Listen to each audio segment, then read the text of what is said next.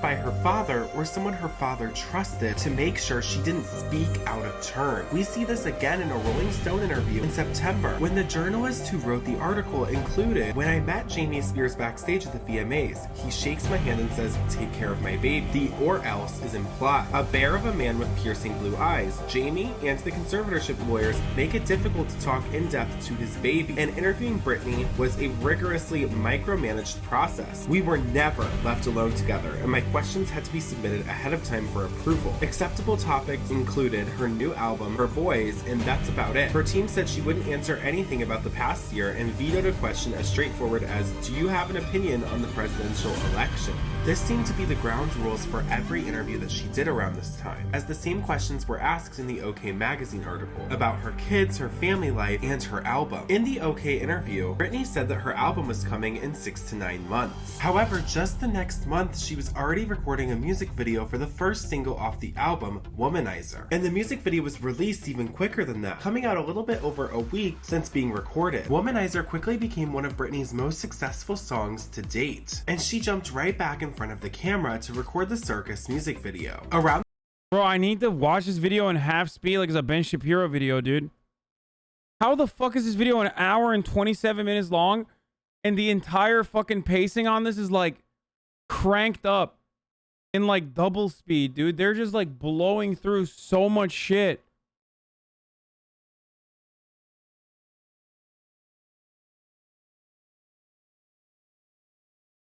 This is one of the most insane stories I've ever fucking seen. This is like Zack Schneider cut. Britney Spears' conservatorship. Gays go faster than normal humans and gays love Britney. This is normal speed. Yeah, I know that I'm queer baiting right now with my coverage of, I mean, I'm literally queer baiting.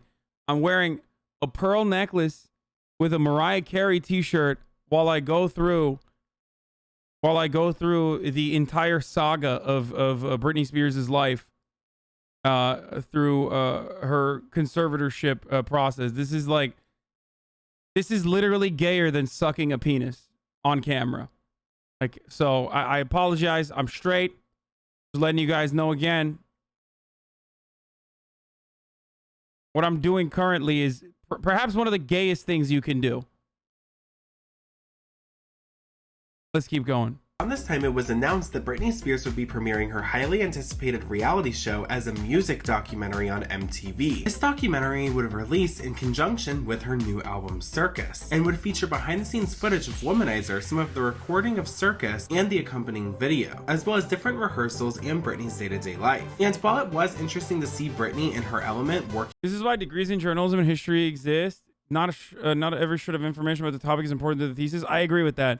They definitely have like added way too much. The majority of people tuned in to hear Britney comment on her personal life, as that's all the media had been talking about for nearly 3 years. And now, the state of her conservatorship, something she had refrained from in the Circus press tour. And they were treated to the only raw clips in existence of Britney speaking candidly about her conservatorship. For the Record began by setting the premise that on the eve of the 2008 MTV Music Awards, Britney Spears invited a film crew into her life. The film you're about to see was captured over the 60 days that followed. No topic was off limits and no question went unanswered. And for the first time in nearly a year, Britney had the floor. She began by saying that there is a lot that people don't know about her and she feels misrepresented. Then it jumps right into her hectic lifestyle preparing for the VMAs. Britney's team begins discussing the way they keep people in and out of her life. Jamie telling Larry Rudolph that security will be stationed at the door, and Larry responds saying, "No one gets through the door without speaking to one of us. We can't have a revolving door." They instruct her that when she accepts her VMA awards, someone will knock on the door, presumably of her private dressing room, and guide her onto the stage. They had it set up so that no one could speak to her. The control of Britney exhibited throughout this documentary is intense, and anytime Jamie enters a room, Britney tenses up and is a completely different person. And anytime he leaves, she relaxes and is her normal bubbly self. She expands on her lifestyle, saying, "I never wanted to become one of those prisoner people. I've always wanted to feel free, get in my car and go and not let people make me feel like I had to stay in my home. I let certain people into my life that were just bad people." And I was very guarded at first, but then I went to a point where I ended up letting them in because I was lonely or whatever the fact, and I really paid the consequences for that. You know, you do something wrong and you learn from it, you move on, but it's like I'm having to pay for it for a really long time. Brittany also confirmed the notion that she didn't care about the business side of her conservatorship. In the last couple of years, things that have happened, not with even the business, things that just happened to me personally have been the problem. It was all about her personal life and children. At this point, Brittany was alone. She explained how heartbreaking the entire situation was with Kevin. With Kevin, because I had 2 children with him, I did not know what to do with myself. Built my dream home in Malibu, a huge house and the pool and a huge yard for the kids, and I did everything for them, and just my world was that. Everything was for them. This house was lavish and perfect for the family that Brittany wanted to raise. But now that house was just a lonely reminder of the childhood that was quickly disappearing. I did not want to be at home because, like, my babies represented home. That was my home with them. And every time I went home, it was like, oh God, I can't be here. Then Brittany gets into how the people around her are taking advantage of her. I'm definitely angry with myself for letting people take advantage of me. I'm angry with people for taking advantage of me and for letting it go on for so long. But I have to go on with it. I look at it for what it is, and I have to. Bro, the part of this that we're like forgetting, sorry, I'm gonna pause for a second here, is that like she has a sister who's also famous. Why does she never come up in any of these stories? Like, I feel like the Spears fandom, Britney Spears fandom, kind of like the Britney Spears fandom don't really acknowledge her existence, it feels like.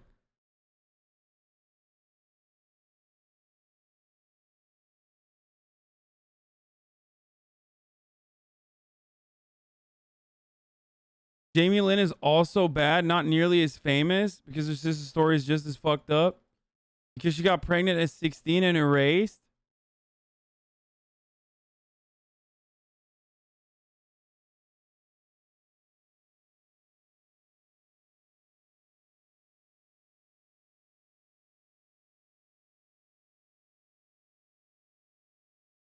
Her sister's publicly sided with her father in the situation. Wow.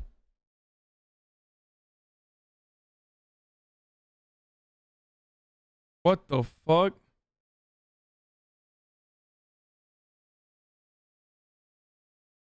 I'm not even a fan, and I know she's not nearly as famous as Britney. Yeah, no shit. Britney Spears is one of the most famous people on the fucking planet. But like, Jamie Lynn Spears is also kind of famous, or was kind of famous, and then just pee pee poof.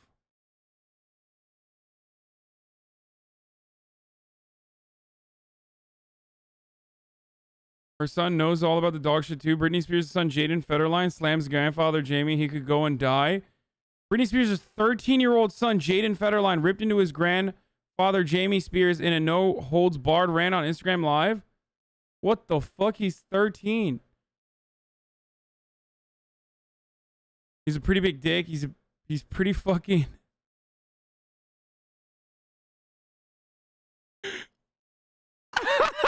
"13 years old. So yeah, he's a pretty big dick. He's pretty fucking gay as shit. He can go die."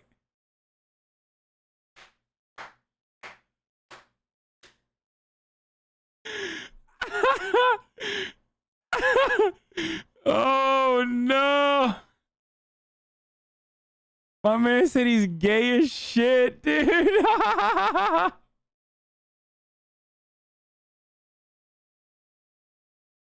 Oh, that's funny. I guess he's not one of the woke Zoomers.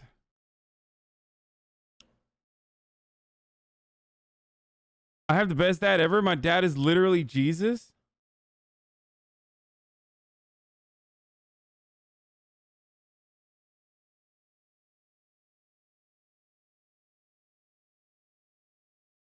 I wonder if he's a juicer. Dude, how the fuck do we get here, bro? Some crazy ass shit happened today. on with it. She explains how hopeless she is, saying even when you go to jail, you know when you get out. If I wasn't under the restraints that I'm under right now, you know, with all the lawyers and doctors and people analyzing me every day and all that kind of stuff, like if I wasn't there, I'd feel so liberated and feel No, his like dad is Kevin myself, Federline. kind of stuck in this K-Fed. place, and it's like, how do you deal, you know, and you just cope, and that's what I do. I just cope with it. Just like you can't really go there in a complete state of happiness because you're scared that it's going to be taken away. So it's better just not to feel anything at all and to have hope than to feel the other way. And when you tell people that, and when I tell them the way I feel, it's like they hear me, but they really not listening. They're hearing what they want to hear. They're not really listening to what I'm telling them. It's like, it's bad. I'm sad. These clips are among some of the rarest clips in the entirety of Britney's career and have been scrubbed off the internet almost entirely. The documentary is not available on any streaming platform. However, you can buy the limited DVD from a private company on Amazon. Dare you, Mr. Spears? You had me fooled. And you too, Mrs. Spears. Death to all of them. That is what Britney said. She Dare What? you, Mr. Spears? You had me fooled. And you too, Mrs. Spears. Death to all of them. That is what Britney said. She Oh, okay, saved. That's what Britney said. Kill somebody. What? Clap if you've ever wanted to kill somebody. Bro, what is happening on this TV show, bro? What the fuck?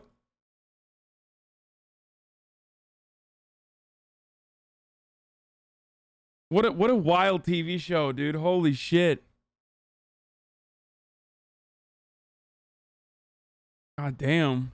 Amazon for $70. The documentary featuring a well-thought-out Britney, someone who is expressing how they felt and explaining the situations going on around them in a very real way, is nowhere to be found. It's nearly been erased from history. In fact, when attempting to upload part 2 of the series, the episode, which featured clips of For the Record, was completely blocked worldwide. Not copyright When is claimed, Terrible 2 but person completely too fuck blocked outta upon here? automatic I don't know. review. That means whomever is in charge of distribution of this documentary wants no one to see how truthful, well thought out, and competent Britney really is. The best you'll be able to find are some grainy clips on Dailymotion or some rare HD uploads on sketchy sites. This documentary serves as a rare glimpse into Britney's reality and one of the most obscure and unknown marks in pop culture history. Bro, oh, Queen Beauty. I don't know why I read it as queer baiting. With the documentary being released on November 30th and Britney holding a special screening for the event, Britney's latest album was only 2 days away from being released. And despite controversy surrounding her song If You See Gamey, Well, the line we bleeped out goes, love me, hate me, all of the boys and girls are begging to, and then she says, if you seek Amy. Doesn't make any sense, does it? It's not supposed to. If you say it quickly, with no space in between the letters, it basically spells out the F word and then me. So it's all the girls and boys are begging to. And now comes the music. How dare she? How dare she? Wow. Satan. Satanism is alive and well, boys. How dare she do this, corrupting the mind of our youth? Video, starting and ending with I find it so funny that, like, this fucking demon right here will sit there and get personally offended because, like, someone spelled out F-U-C-K me. Like, fuck me, right? While simultaneously will turn around and in that same broadcast be like, Santa Claus is white. And if you blacks have anything to say about it, well, you're wrong. It's white. So is Jesus Christ. And it's like, okay, well, I think one is way more horrible than the other. Just saying, like, you're a piece of shit person.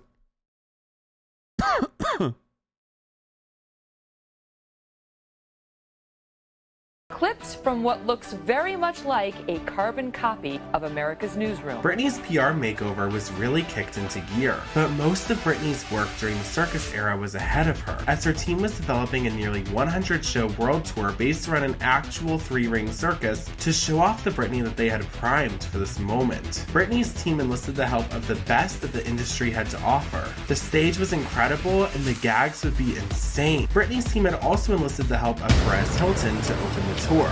Perez Hilton talks about professionalism. When is it professional to publicly bash someone who's going through a hard time? Whom had previously trashed Britney in every way possible, but she shot him with a crossbow in the opening sequence, signifying her rise from the tabloids. Nonetheless, Larry Rudolph was quoted saying the tour would blow people's minds and promises to show Britney's fans something they will never forget. Dude, why does this guy look like he just, put Vaseline all over his face at every moment? There's something about this Larry Rudolph dude. He's just so greasy. I don't know what it is. Like, every time they show him, he's just so oily, bro. She goes full speed the whole show, about an hour and a half. It's pretty intense. This is a full-blown, full-out Britney Spears show. It is a pop extravaganza. It is everything everybody expects from her and more. Nearly months after being 5150 and admitted to a psych ward, Britney's team was pushing her on the biggest tour she'd ever done. Needless to say, Britney would need to rehearse a lot, which is something she's previously said she really enjoys doing, even under Larry and her father's watchful eye. At this time, she still had no phone usage. However, allegedly one day while rehearsing, Britney snuck off to make one of the most important phone calls of her life. Hi, my name's Britney Spears. I called you earlier. I'm calling again because I just wanted to make sure during the process of being in the conservatorship that my father threatened me several times that he'll take my children away. I just want to be guaranteed that everything will be fine with the process of you guys taking care of everything and things just being the same as far as my custody of her. Britney left this voicemail for attorney John Eardley, the same attorney who tried to help her move her case to the federal level the year prior.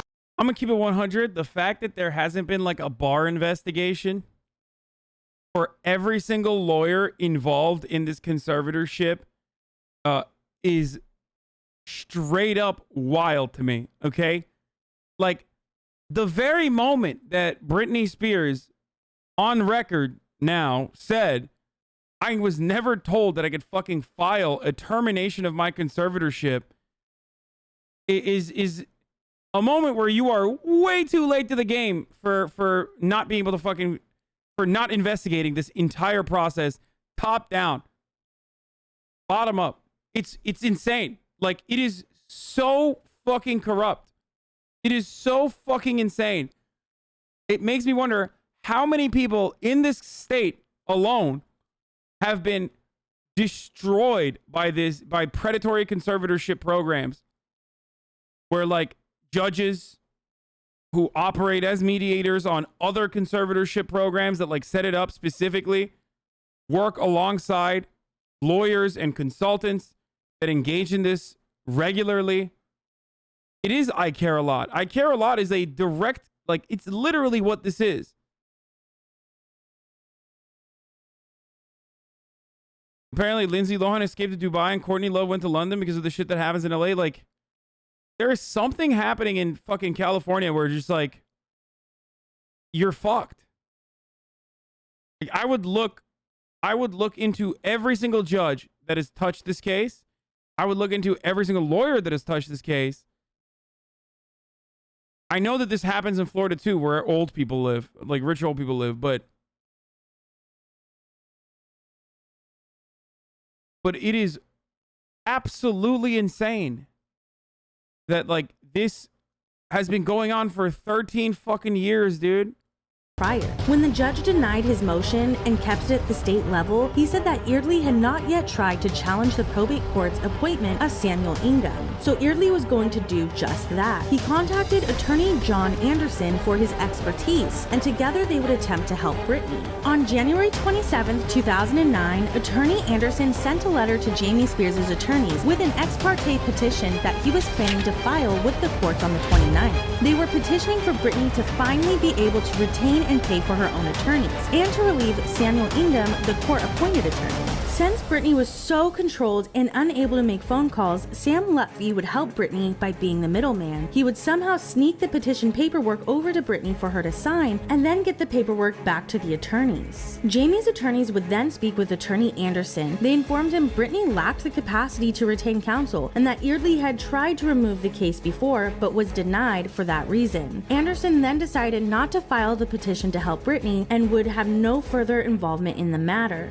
3 days later, Jamie Spears filed for a restraining order against Adnan, Britney's ex-boyfriend, Sam Lutfi, and attorney John Eardley. When Sam was acting as the middleman between Britney and the attorneys, he broke the agreement he made with Jamie back in July of 2008, stating he would cease contact with Britney. Jamie said upon reviewing phone records, Britney had spoken with both Adnan and Sam that month. Attorney John Eardley was included due to his connection with Sam Lutfi and his attempts at trying to assist Britney. The restraining order was granted temporarily, with hearings to follow. At this point, Jamie had successfully obtained restraining orders on the last few people who had spent a year actively trying to get Britney out of the immensely controlling situation she was in. Allie Sims, Britney's cousin and previous assistant, spoke up as she hadn't heard from Britney since the conservatorship started. Allie said, "You know they're very controlling, and that's fine. And I just stepped back. I'm not going to fight 9 lawyers and parents." Sam Lutfi now decided to take legal action against Jamie and Lynn Spears. Jamie Spears had assaulted Sam by sneaking into Britney's house, bypassing her gate and guard, then proceeded to punch Sam in the chest back in January of 2008. And Lynn was being sued for defamation, mainly citing her 2008 declaration and her book Through the Storm, where Lynn had accused Sam of drugging Britney and not giving her access to phones or cars. But he wouldn't just sue Britney's parents, he would also sue Britney for breach of contract, airing out her personal life from her breaking point in 2007. He was one of the last few people trying to help Britney get out from under her estranged father's thumb, but now he was seeking compensation for the time he was her manager. Although they hadn't met yet, he alleged when Britney infamously shaved her head, it was to avoid drug testing, and that when he agreed to become her manager, he brought drug-sniffing dogs to her house, flushing a powdery white substance. He also stated he helped with the paparazzi so they would stop putting her in dangerous situations. If the paparazzi adhered to their rules, he would text them their location so they could get the pictures they needed. You know, it'd be kind of cool if you guys were able to talk to her. Wouldn't that be cool? No, that'd be great. If she was able to talk, 27-year-old, can't really speak, doesn't have a cell phone, can't see her friends. A little odd, don't you think? 27-year-old touring the whole world? Yeah. No? Well, you know, she's making money for everybody. She's making money for everyone but herself, maybe. She's not really concerned with money, you know? Yeah. Britney's not that type of person, so. Oh, really? No. She's a normal sweetheart, mother of 2, 27-year-old, you know? Very successful superstar. Can't have a phone and go where she wants and see who she wants. I think that's a little unfair, don't you think? It's almost like slavery, modern day slavery. Don't you think? Almost. Sounds like it. Well, you know, maybe instead of you guys getting your info from other people, you should try to get a hold of her yourself and see what she has to say. I think you guys would be rather pretty surprised. If she talked to us, I would definitely film. If she was allowed to. She was allowed. I'm sure she would love to talk to you guys. Yeah. But she's not allowed to. Do you think she's more miserable now than she was back? Absolutely. Absolutely. Wow. Absolutely. Yeah. She must be going through a lot of hard stuff right now. Well, wouldn't you if you weren't able to go anywhere and do whatever you wanted and govern constantly and you notice there's no friends around, it's just assistants and agents and come on guys, 2 years of this is a little nonsense, you know? I mean, where they're going to, you know, place all the everything on these allegations that the parents made about me, which are all false, you know, and I think we'll see that in court soon, you know? Those are horrendous allegations those people made. It's unfortunate circumstances, you know? Talking about drugging people, to the contrary, you know. So you did nothing of the case? God, no. Never. No. So Sam, are you going to do contact with it if it gets lifted? I can't answer that, but I wouldn't see why not. She's still a good friend of mine. Hearings for the restraining order case against Adnan, Sam, and Eardley would begin. Britney's hairdresser said that Sam used her to try to contact Britney around Christmas time in 2008, but she said, Yo, Twitch is getting fucked right now. That's why there's Fs. I don't know if you can hear me or see this if F's are happening to you, but just refresh. It's not my fault. It's just Twitch is fucked. Anyway, apparently this guy is like involved with Amanda Bynes too. Sam Lufty. Like all of these people are such fucking. They're so sus.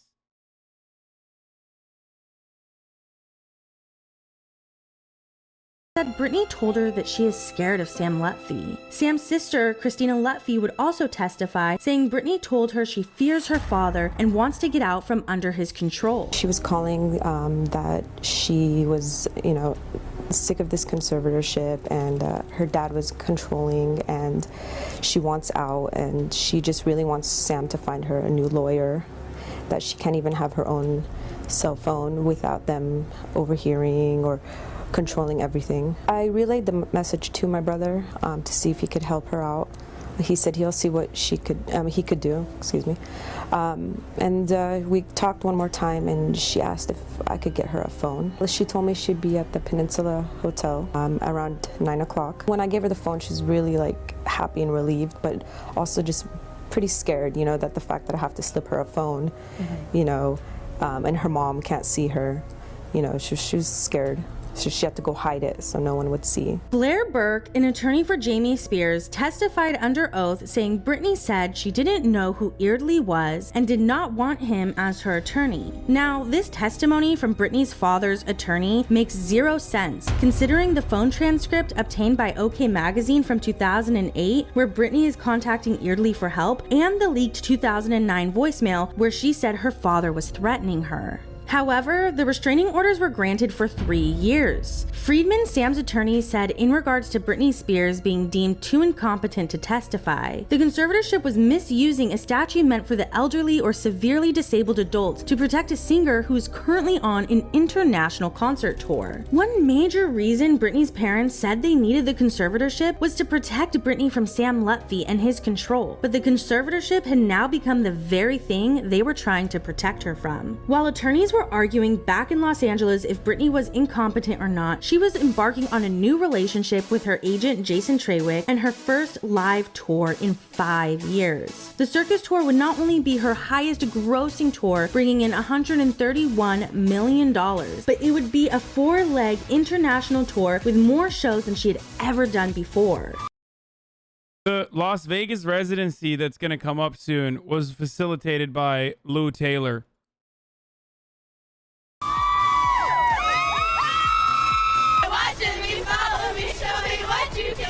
The performance, I mean, it was great. Stage show was great. Stage show was amazing. Phenomenal. So is Britney back? It was definitely a circus. It was awesome.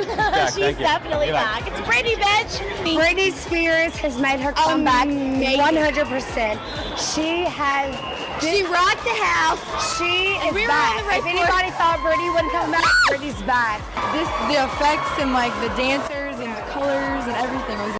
Bro, the fact that like one of the main lawyers is making 10 grand a week for the past 13 years off of like the conservatorship fees is just, that alone is like jail. Like just straight to jail. Don't pass go. Don't collect $100. Just throw the man in jail immediately.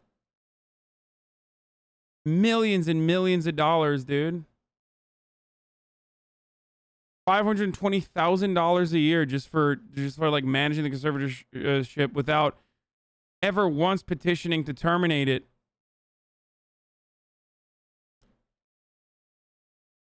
$6.7 million. Yeah.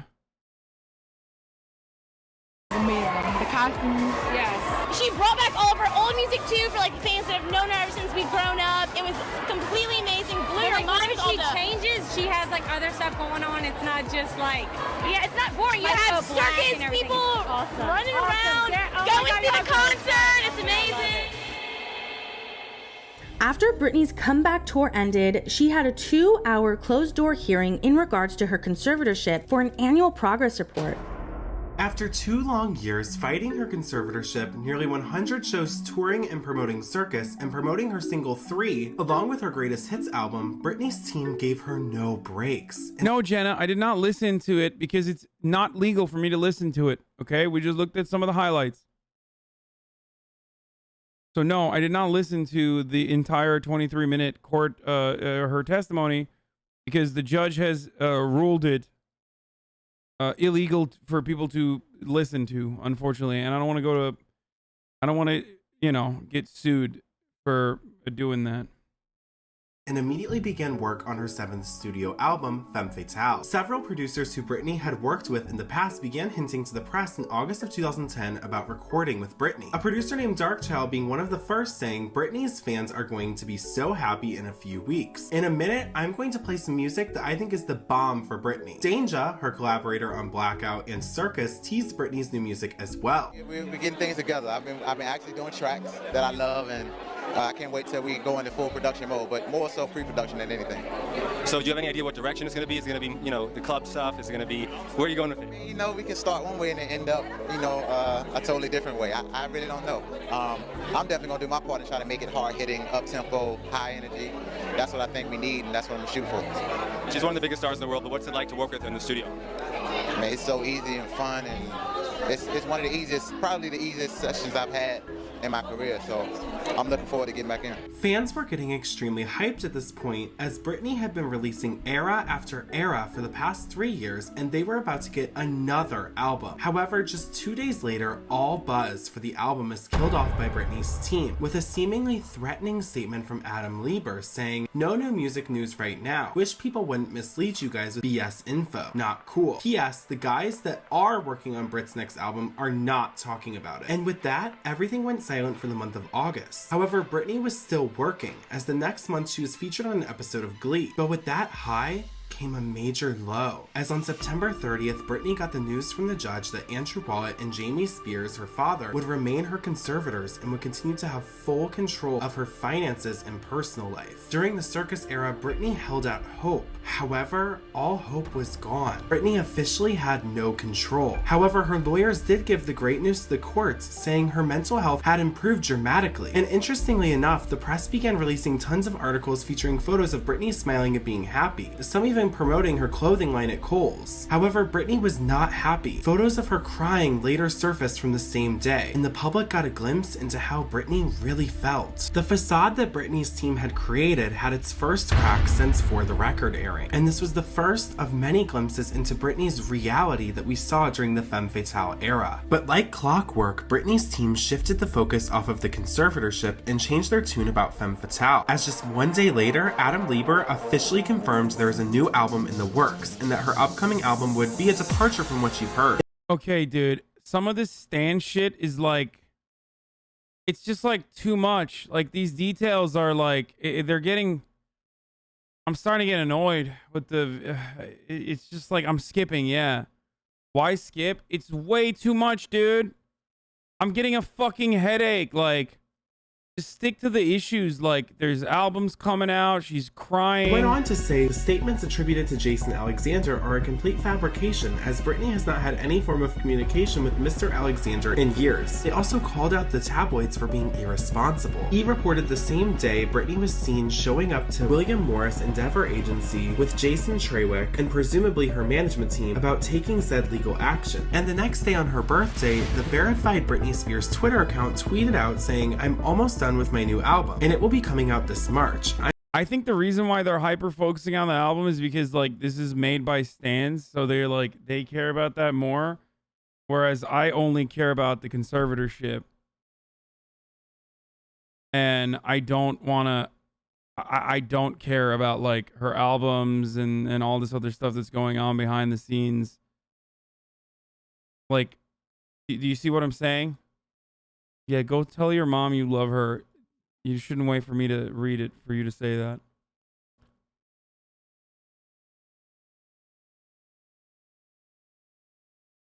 Yeah, so they're using the album. They're like pushing her to work. More album, more shows, more money. I got that. I just like I wanna see a conclusion. I wanna see like a. I'll be performing for the first time ever in a special concert in San Francisco's historic Castro District on Good Morning America. And I promise you, it'll be a morning to remember. See you soon. She was recording the Till the World Ends music video, releasing and promoting the new album, and recording a short interview about the album for MTV. However, this interview would be much less personal than For the Record, as I Am Femme Fatale was centered around Britney recording the music video for Till the World Ends and preparing for her first big televised performance promoting Femme Fatale. In an effort to illustrate how hard Britney worked on these music video sets, her team unknowingly exposed themselves for showing how hard they push and control every aspect of Britney's life and career. You know, can we wrap this thing up? We're gonna go for 10 minutes and done? That's it. Okay. Sorry. You have 10 minutes and you're done. I wanna go in there. It's too hot. It's disgusting. The set was a little much. We filmed most of this video in an underground meat plant. It's just like grimy and it was gross and it felt like there was like poop everywhere when there really wasn't. It was just sweat and it was just disgusting sometimes. When I Am Femme Fatale aired on MTV, you see a very well put together Britney, someone who had been pushed by her team, betrayed by her friends, released 4 fragrances, 3 major projects, and nearly 100 shows in the past 3 years. Earning money she couldn't even control herself, putting on an amazing show. The Femme Fatale press tour also served as a very enlightening era regarding the little to no freedom Britney had to speak her mind, as the process to be able to interview Britney was extensive. Carson Daly revealed this on Twitter when he came for Britney's team, saying, "I was just told my Britney Spears interview tomorrow on AMP Radio must be pre-recorded and submitted for approval by her management before it can air. F that. Never that restricted. Even when I interviewed Michael Jackson, it wasn't anything like this. It's really insane." Someone called him unprofessional, and Carson responded saying, "I'm unprofessional? Faking an entire interview? Just shocked management won't let her do a normal interview. She probably doesn't even know," stating this had nothing to do with her, just her people. This press tour was a large indicator for where Britney was in her life, so much so that Sam Lutfi used it as evidence for Britney to testify in his case against her conservatorship. Sam had continually fought for Britney to testify in his case. However, Britney's parents had successfully blocked this, deeming her mentally incapable of testifying in the past. However, Sam asked the judge to order a psychiatric evaluation on Britney to prove that she was capable of testifying, and even ordered his own psychiatric evaluation of the Femme Fatale press tour from the UCLA assistant professor of psychiatry, Joshua Pretsky. Joshua is quoted saying, "In the Ryan Seacrest interview, Britney Spears is interviewed at length, and she responds logically and coherently to questions, evidencing logical." This is the thing that I don't understand. It's not like she's not in front of the fucking camera. This doesn't mean anything, by the way. It doesn't matter. Like, you actually, it's kind of wild that a fucking psychiatrist, a professor of psychiatry nonetheless, would openly state a medical a medical opinion like this without actually fucking diagnosing the person, like off of a interview that could be edited. Like, you have no idea. That's wild. So that's number one. So I don't know how this doctor just said this shit. Okay. So that's one. Two, you mean a doctor? It doesn't matter that they're a fucking doctor, dude. You can't. Have you met fucking psychiatrists? Like, you're not allowed to do that. Anyway, regardless, in the interview, he's saying he's evaluating the interview, but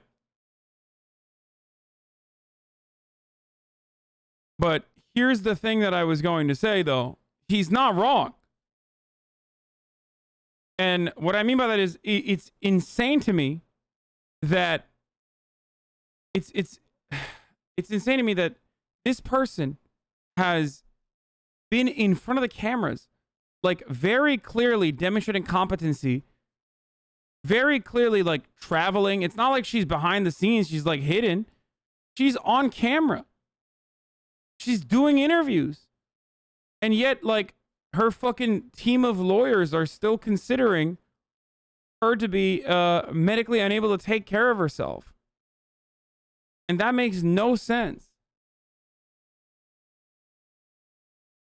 thinking, and mental competency. The edited interviews in the MTV video documentary also evidence coherent and logical thinking, responsiveness to questions, and mental competence. In my opinion, there is good cause to conduct an independent medical examination to investigate the conservator's claim he's right. that Ms. Spears is not mentally capable of testifying, and the claim that she was not mentally competent to enter into a binding contract. This wasn't the only lawsuit that cited the femme fatale era for Britney's competency, therefore her ability to testify, as Britney's team often used the probate court to avoid situations where Britney would need to testify. An ongoing case against Britney's conservatorship and management for a fragrance deal with Brandsons and Elizabeth Arden had also used this reasoning. Branson said that they had set Britney up with Elizabeth Arden, the company distributing her perfume, and were contracted to get a 35% cut of the profits. In that suit, Bransons alleged that Lou Taylor and Jamie Spears intentionally went behind their back and entered into a secret deal with Elizabeth Arden, essentially cutting them out of the deal. Forbes reported that because Britney had been declared mentally incompetent, which justified the conservatorship, her father and their attorney were able to keep Britney from being questioned under oath in a deposition for the lawsuit. However, Bransons fought against this claim, stating in this court document Bransons intends to seek immediate relief from the probate court's order. The notion that Britney Spears is mentally or emotionally unfit to testify under oath is a sham. Miss Spears currently has the mental, emotional, and physical capacity to endure the strain of a months-long international concert tour, make numerous public appearances, engage in interviews with the media. I mean, they're saying the same shit because it makes no sense. In numerous promotional campaigns for her various business enterprises and maintain custody of her children. Deeming Britney competent threatened the mere existence of the conservatorship and would essentially put Britney back in control to hire whomever she wanted. So instead of fighting this in court, Britney's conservatorship agreed to settle and allegedly paid Bransons what they were asking for. This was already shaping up to be an extremely impactful era for Britney. When asked about the goal of femme fatale, Larry Rudolph explained, "I want them to know, when the fans watch this, I want them to know that Britney is back and better than ever. Not that she's ever gone anywhere, but she's back and she's better than ever." Britney seemed to be nothing more than a product to her team, like they were marketing a new iPhone. With every era for the past 3 albums, it was always declared that Britney was back, even though she had never taken more than 3 years in between each album. On March 25th, Britney released her highly anticipated 7th album, and it was very different for the time. It incorporated elements of dubstep, pop, and it had the electro sound that will.i.am brought to tracks like Big Fat Bass, but also the pop sound that Dr. Luke and Max Martin specialized in. Now, most of the aforementioned people were thanked in the booklet that came with the album. She started off thanking God and then got into warm thank yous to the team around her. But towards the end of her thank you letter,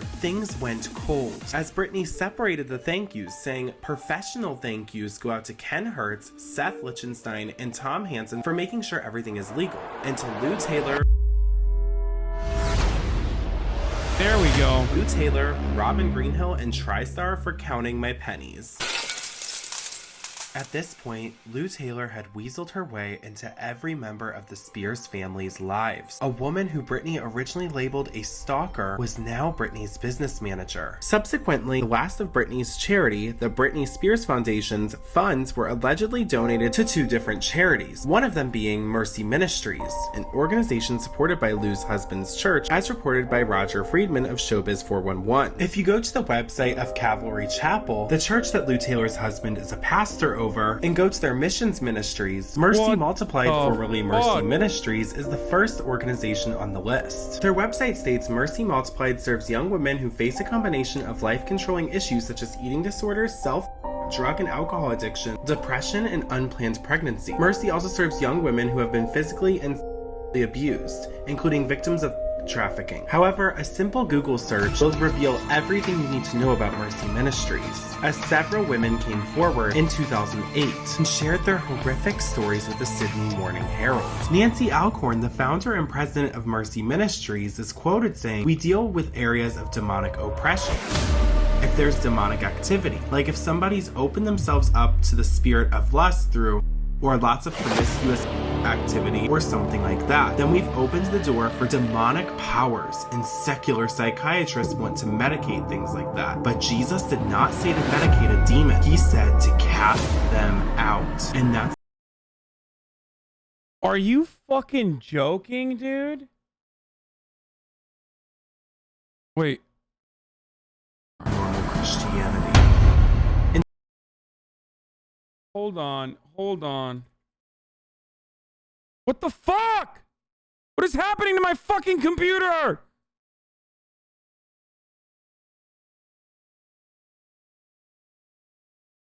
I'm trying to fucking type on the other.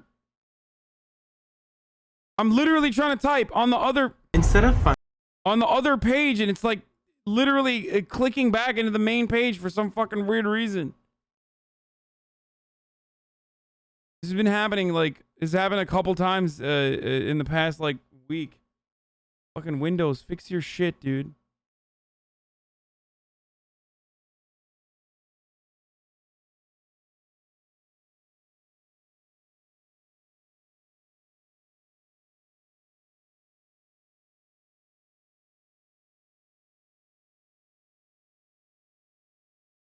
Wait, I need to see what this guy was talking about, the news articles he's talking about.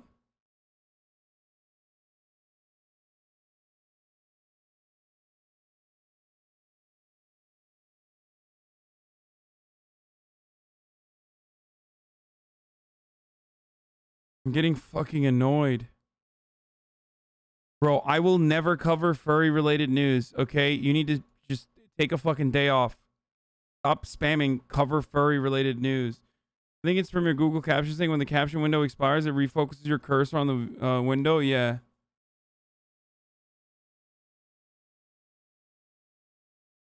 These young women enrolled in an influential Christian counseling center for help. That's not what they found.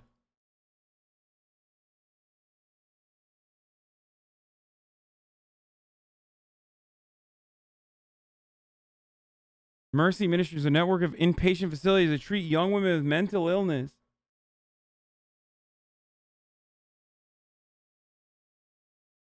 Yo, this is sus as fuck. So this woman's husband is a pastor. This woman's husband is a pastor at this, like, very weird ministry that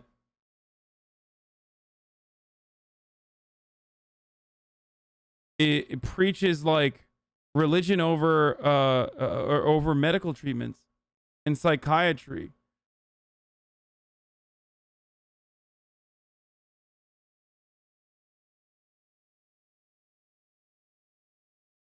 I feel like I'm losing my fucking mind, dude.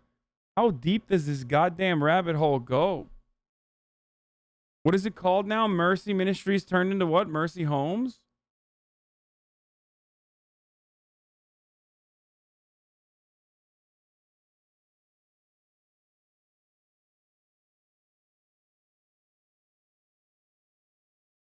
Mercy's senior living community aims to innovate dementia care.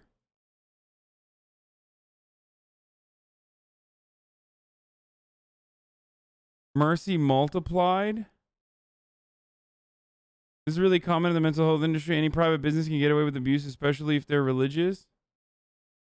Dude, what the fuck? Just change your name and then move on, you know? Yeah, they do residential counseling and outreach services. They're a nonprofit Christian organization.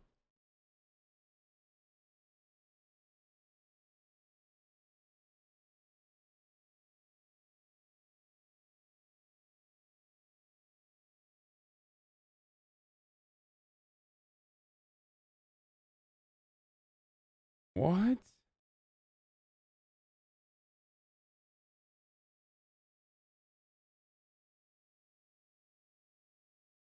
Women of Influence, Nancy Alcorn of Mercy Multiplied.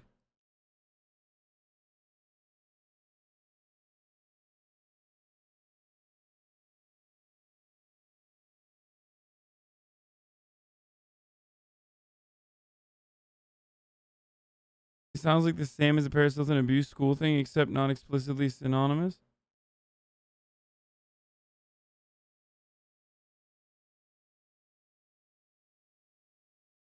Dude, okay, I'm just running the fucking ad. You guys are so annoying. Here, like, here's the ad, okay? God damn.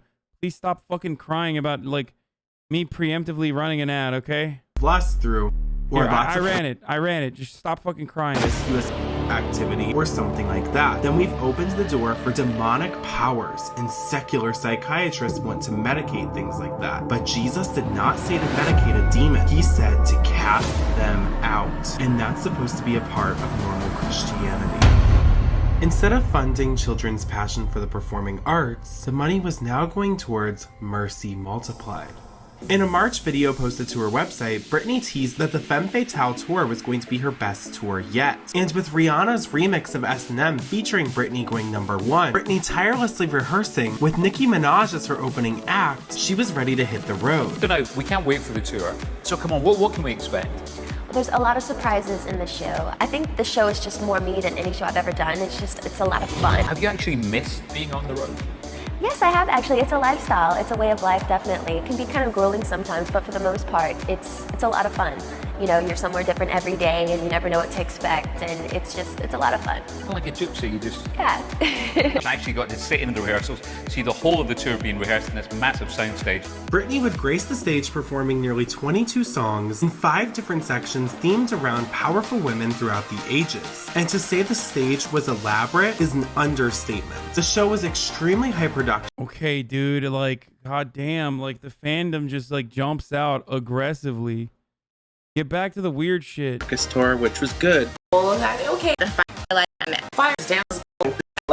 This is all she ever had in her life. Thus, she was the tour came to a close. Britney's boyfriend, Jason Trawick, proposed. And thus, she was now an engaged mother, working harder than she ever had in her life. The Femme Fatale era was a great success, and still has a lasting impact to this day, as TikTok picked the song back up in early 2020 and pushed it to be one of her most liked music videos on YouTube of all time. As 2011 came to a close, reflecting back, Britney worked the entire year and powered through some really tough times, and 2012 would hold major events for Britney. As 2012 began, rumors were swirling about who would judge the next season of Simon Cowell's hit show, The X Factor. After leaving American Idol the previous year, Simon brought his wildly popular UK singing competition show to the US, and it was a major success. And with Paula Abdul and Nicole Scherzinger absent from the panel, Simon was on the search for the next major judge that would serve this next season. However, this wasn't an easy task, as being an X Factor judge wasn't just laughing at bad contestants and passing people through the rounds. X Factor judges were mentors to their groups and had to coach them vocally through each round. It didn't just take an eye for talent. You needed to care about your contestants. Not to mention, in the early 2010s, singing competition shows were all the rage, and The Voice, American Idol, and The X Factor. Later, they were her #1 priority. At this point, Jason Trawick, who is the fiance of Britney Spears, his application to become Britney's co-conservator. But not in managing her assets. That is overseen between her father and another. Bro, what the fuck is going on? Like, literally everyone that is around this person's life tries to, like, control her life. Attorney. This new decision now means that the pop star's father and fiance will have legal control over her general well-being. Gerald S. Cohen, a probate attorney of Jamie Spears, was quoted saying, "This is a very unusual situation because generally you don't see conservatees get married."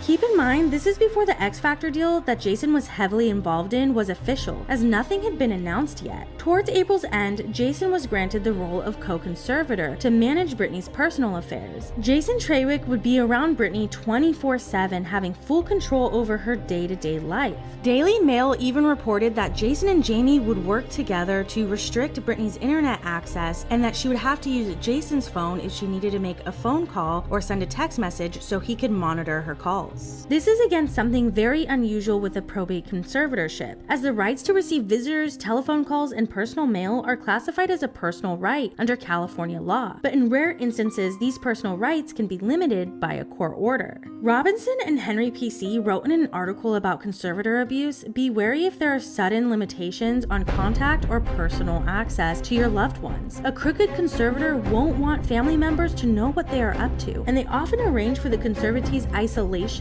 to prevent interference. Watch the people involved with the conservatee's case. New attorneys, caregivers, accountants, or helpers are often colluding with the abusing conservator." A man who was accused of putting Britney in harm's way was now working with her father, helping to call the shots. A few weeks after Jason took control and months of speculation about whether Britney would be joining the X Factor panel, it was officially announced that Britney Spears would be joining the show for its second season, and that same month, the auditions process in front of the judges began. This portion of the season was pre-recorded and filmed through July, scouting all the talent that 5 major cities had to offer. And after filming, Judge Goetz wanted to see, citing that Britney wasn't mentally competent to testify as a witness. However, Sam Lutfi told media outlets that if Britney Spears can pull in $15 million to judge X Factor, she sure as hell is competent enough to testify in court, and allegedly even included a DVD of Britney on the X Factor to show that she was in fact competent. However, Judge Goetz later ruled that putting Britney on the stand would cause her irreparable harm and immediate danger. And Jason Why? Yo, what the fuck is up with this judge? Why?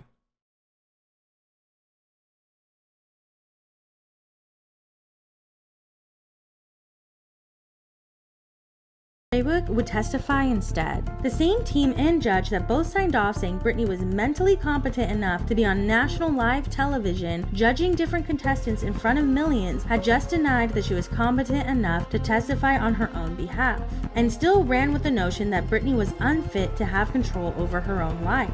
Something as simple as hopping in her Mercedes to get iced coffee had never been something she could easily do, as the media had taken her freedom in the past years, but now Britney was fighting an entirely new beast: her supposed fiance, the court of law, and her own family. This wasn't just something difficult for her to do, it was something she was not allowed to do. Britney was fighting an uphill battle, and it would only get worse. As the X Factor was gearing up to premiere, Britney and Simon Cowell embarked on a press tour to promote the show. I didn't know much about her, and I was fascinated when I watched the show back because there's a lot of stuff behind the scenes where I think you really get to know Britney as a person. And she's fun, has a great sense of humor, and she's got a lot to say about the contestants. But the best thing for me is that she actually cares about the talent. And I think is going to be a great mentor. Well, thank you, Simon. But it's true, and I think it's very nice. You're a great inspiration for them. Well, thank you. They were inspiring themselves. And as the X Factor premiered, Britney was the star of the show. She developed a friendship with fellow judge Demi Lovato and was critical but fair. Multiple contestants auditioning had storylines revolving around Britney. As soon as I heard that Britney was going to be... So the thing that like annoys me about these parts of the video, like, is this shit. Like, this stuff is not necessary. I want to get to the meat and the bones of the fucking issue, right? And this is like all potato, okay? I want the meat. I don't want the fucking potato. That's why I keep skipping chat, okay? It's like not relevant to me or anyone that wants to learn more about like what's going on in a fucking 1 hour and 30-minute video. I mean, this is for fans, like, and it's great. But like there's storylines that like revolve around Britney Spears and how great she's doing and whatever. It's like, I had an incredible time doing the show and to the studio. Can't wait. That big breakup for... To now executive producer of the X Factor, Jason Trawick, was called off. That big breakup for the singer Britney Spears, the superstar and her fiance Jason Trawick calling off their engagement just a little over a year after he popped the question. Jason and Britney have been having their issues for several months, but they put on a good front. Trawick is no longer Spears' co-conservator. He once controlled everything from her finances to her food to her clothing. He immediately resigned as co-conservator, with sources saying that he was only added to the conservatorship during her time on X Factor so he could keep tabs on Britney while she was on set. Britney Spears had made a major impact on pop culture, music, and the way the media treats people today. But as she headed into the biggest project of her career, things took a much more public turn. Britney had spoken her truth in private to her team multiple times, and in return, she was stripped of her basic human rights. And her truth was about to explode into a full-blown movement. And no one was prepared for the bombshells that were about to be dropped. All of you who are concerned about me, all is well. My family has been going through a lot of stress and anxiety lately, so I just needed time to deal. But don't worry, I'll be back very soon. And people were saying that, like, if you're, you know, the Free Britney movement and social media here actually fucking came in the clutch. And they were tracking her movement and even went on to like write in the comments, like, if you see this comment and if you're in a you know, if you're being held against your will or anything like that, wear a yellow shirt in your next video. And then she literally wore a yellow shirt in the next video. Like, this is where I come in. This is where I started. It was a lie, Sag? What do you mean?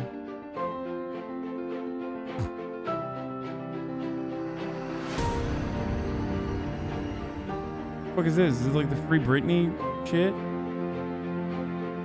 What the fuck? Hashtag all eyes on Britney. Up a 2-year residency at the Planet Hollywood in Las Vegas.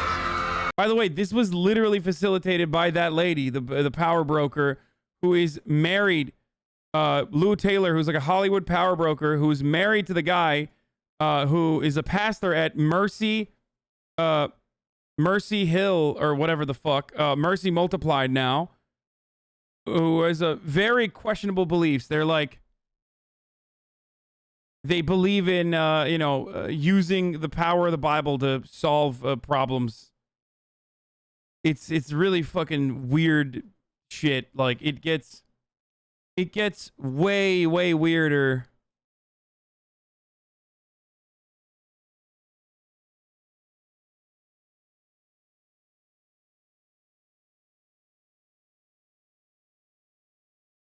It gets way, way, way weirder after this.